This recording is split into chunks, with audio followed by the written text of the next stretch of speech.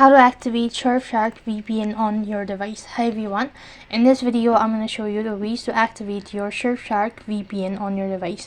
Now, activating Surfshark VPN on your device is a straightforward process, so here's how you can do it. First thing, you need to download and install the application. After that, you need to go ahead and create your account. When you're done creating your account, that's going to take you to the home page, and this is how it's going to look like. After that, if you haven't already subscribed to the Surfshark, you'll need to do it so to activate the VPN service fully.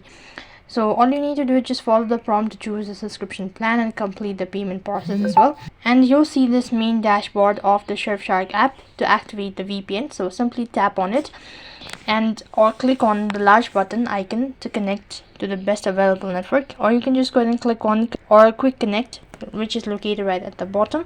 After you do that, select the premium plan. If you have not, then accordingly you'll have successfully activated your Surfshark VPN on your device. So that's it for this video. I hope the video was helpful. Make sure to like, share and subscribe to our channel. Thank you for watching. See you in the next video.